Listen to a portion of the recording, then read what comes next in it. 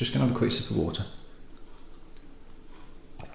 after that absolutely cracking dram that I've just had. So, the second and last of our run of grain whiskies is this, which was a donation from the ever wonderful Charlie Cavai. Thank you very much, sir. I've been sitting on this for a while, actually. I think you sent this a few months ago. And I still haven't taken the sellotape off yet. So, this is from Invergordon. Get off. Yeah. Invergordon is here, which it's unusual for a grain whisky distillery to be this far north of Scotland. Because grain whiskies are such a large part of blended whiskies and were so vital to the industry, they tend to be closer to the transport links, so they tend to be further south, sort of closer to Glasgow and Edinburgh and rail links and the rest of the country and ports and this lot. So for it to be that far north is really quite unusual. So it's 3 miles from the Dalmore distillery and 13 miles from the Glenmorangie distillery. So it's not like there isn't any whisky made around that region. But Invergordon as a town was used by the Navy since World War One as a naval base, and they actually pulled out of the area in 1956 and pretty much left the whole town in the lurch. It was just killed it dead. So in 1959, a distillery was built by the Invergordon Distillery Company, and they started production in July of 1961, and really kind of took off and was doing quite well. They started off with one coffee still, which is the still that you use to make grain whisky. They added another 2 in 1963, and then in 1978 one was added predominantly for like industrial alcohol production. So strictly speaking, there are 3 distilleries making whiskey, although there is 4. Now in 1965 they actually built a single malt distillery as well called Ben Wyvis or Ben Wyvis, Wyvis, and it didn't really last very long. It lasted until 1977, and very, very hard to find Ben Wyvis.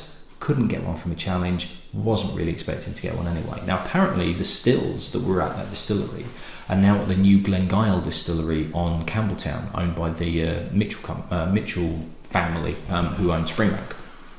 So it's had a number of different owners. It's kind of been back and forth until Wyatt Mackay bought the distillery in 1993, and they still own it. Now Wyatt Mackay, very, very big blended whiskey itself, as well as the other ones that they own. They're now owned by, can't remember who took over them, that were Philippines-based, I'm going to say, company. Emperador, I think it was, from way in the memory banks. I think it's Emperador, which I think is a Philippines-based company, who are pretty big worldwide.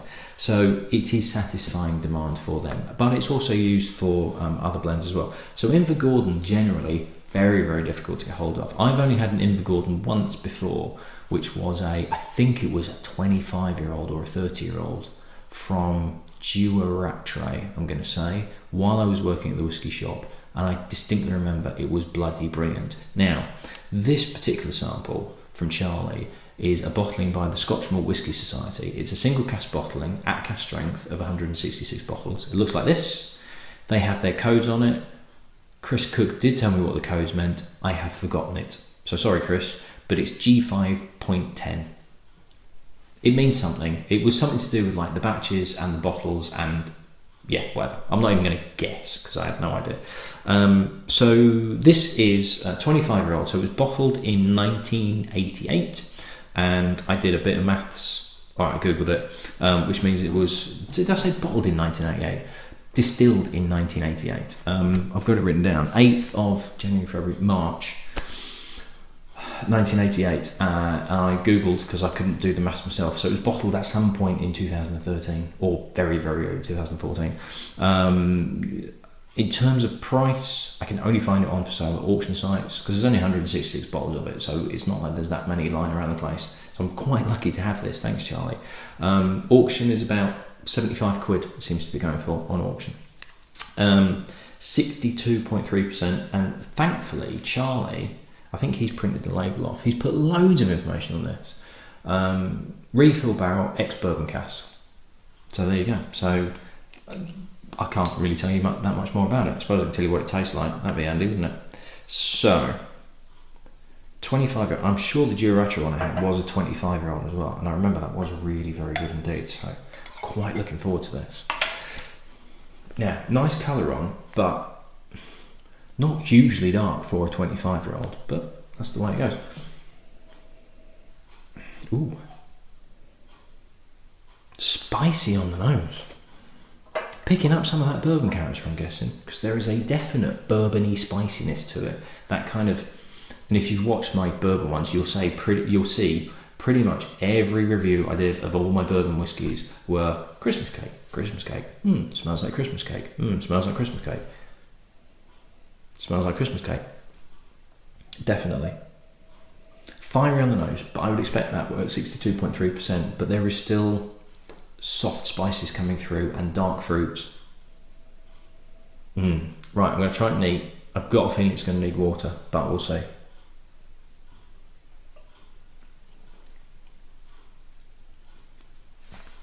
Really hit the front of my tongue, really tingled and fizzed on the tip of my tongue. But actually, there's a real, it's like dark chocolate brownie with raisins in it. When my daughter, my eldest daughter, goes and stays with my mum and dad during school holidays, she tends to spend a couple of days with them. They don't live that far away. So she goes and stays with them for like 2-3 days a week while we're working. And our other little ones at nursery. And every now and again she'll come back home because they've been baking, and they make chocolate brownies. They get the Ghirardelli pre-mixed packs from Costco. So you get a massive bloody wad of chocolate brownie. It's absolutely brilliant. And you just literally pour everything together, stick some water in it, stick it in the oven, done. And it's awesome chocolate brownies. It comes with chocolate chips, but they then, my dad for some reason wants to put raisins in everything, including curries, which is weird. So he puts raisins in it and marshmallows. Now the marshmallows don't work, but the raisins in chocolate brownie is a bit of an odd thing texture-wise, but flavour tastes like this. It really is. Dark chocolate brownies with dark chocolate chips and raisins is very much that.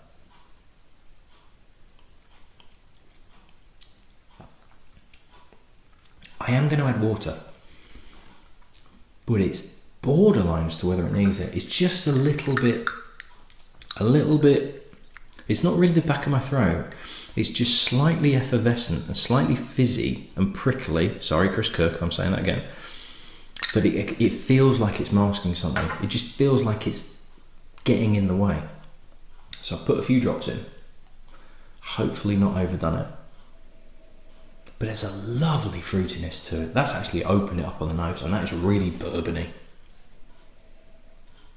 What I'm getting actually is a combination, I think, of quite a big influence from the bourbon cask, and then this, what was, and I didn't get it with the hedonism, but every other grain whiskey I've had has a nearly metallic feel to it, and it's almost like the bourbon cask is masking that edge enough that it's there in the background, but it's more bourbon than grain whiskey.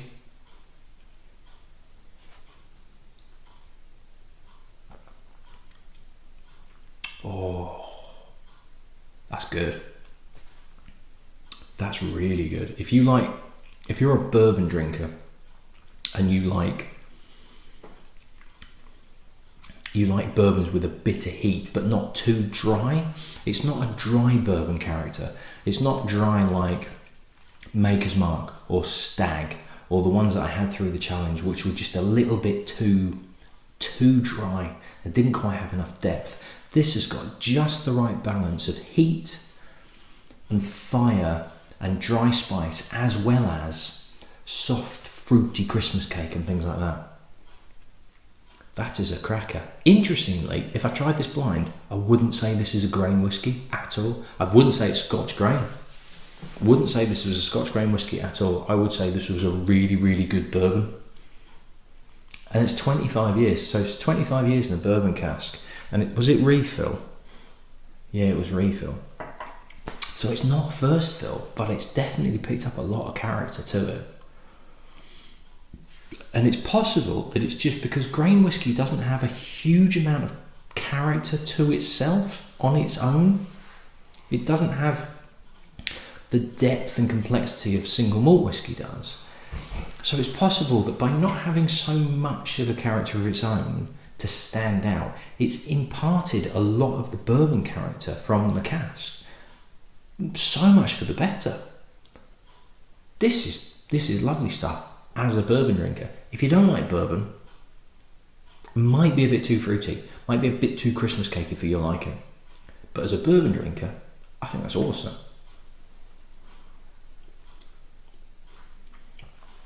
Doesn't need a lot of water, if any, to be perfectly honest. If you like something like Stag Junior, you wouldn't even want to add water to that. But that, there's a lovely brown sugar character to it as well. Oh, that's really good. Really, really good. Right, Charlie, thank you very much for that. That is a cracker. I'd love to know what you thought of it, because I think that's absolutely brilliant.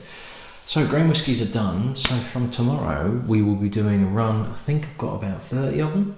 Of Scotch blended whiskey, including one or two names you probably would have heard of. So it's going to be quite interesting because it's a long time since I've had quite a few of these. And I've got preconceptions about one or two of them already. So it'll be interesting to see whether they match or exceed those expectations, because I'll be honest, some of them are pretty low. Right, I'll see you in the next one. Cheers.